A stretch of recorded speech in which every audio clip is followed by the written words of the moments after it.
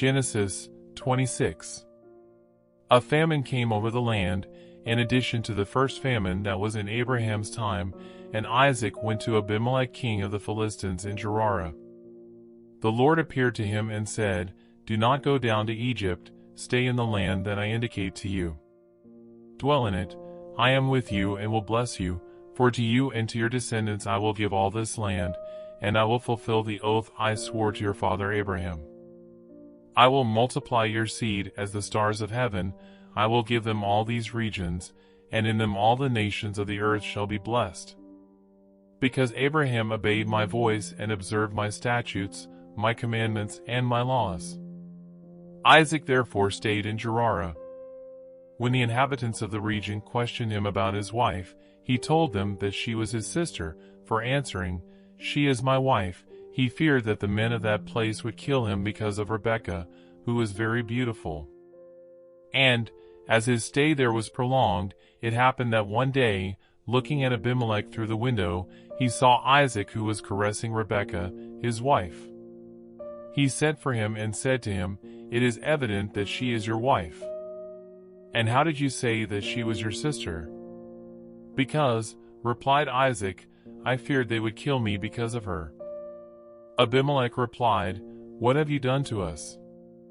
A little longer and one of the people would have abused your wife, and you would have brought sin upon us." Then Abimelech ordered it published before all the people that whoever touched that man or his wife would be killed. Isaac sowed in that land, and reaped 100-fold in that same year. The Lord blessed him. And this man grew, and his goods increased more and more, he became extremely rich. He owned flocks of sheep and oxen and numerous slaves. And the Philistines envied him. So they blocked up all the wells that had dug the slaves of their father Abraham when he was still alive. Abimelech said to him, "Depart from us, for you have become much more powerful than we are." Isaac departed, and having set up his camp in the valley of Gerar, he dwelt there. He dug again the wells dug in the days of his father Abraham, which the Philistines had clogged up after his death, and gave them the same names that his father had given them. His servants dug another well in the valley, and found there a spring of living water. But the shepherds of Gerar began to dispute with the shepherds of Isaac. "This water is ours," they said. Isaac then called that well Esek, because they had disputed him. His shepherds dug a second well, but another dispute arose, so he named it Sitnah. Leaving immediately from there, he dug another well, about which there was no more discussion, and he named it Rehoboth, because now, he said, "The Lord has set us in the deep, and we will prosper in the land." From there, Isaac went up to Beersheba. That same night, the Lord appeared to him and said to him, "I am the God of Abraham, your father. Fear nothing, I'm with you. I will bless you and multiply your descendants because of Abraham my servant."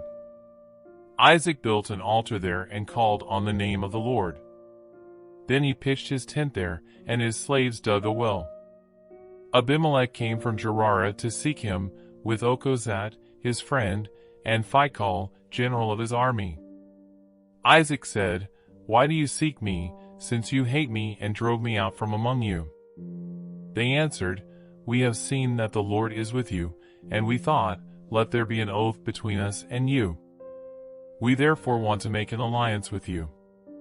Swear that you will not harm us, just as we have not touched anything that is yours and have only done you good by letting you go in peace. Now you are the blessed of the Lord." Isaac prepared a feast for them, and they ate and drank. The next day, in the morning, they took their oaths to each other. Isaac dismissed them then, and they left him in peace. That same day, Isaac's slaves came to tell him about the well they were digging. "We found water," they said. He named the well Saba, whence comes the name Beersheba, the name which the city retains to this day. Esau, at the age of 40 years old, took for wives Judith, daughter of Beeri, the Hittite, and Basemath, daughter of Elon, the Hittite. They were a source of displeasure to Isaac and Rebekah.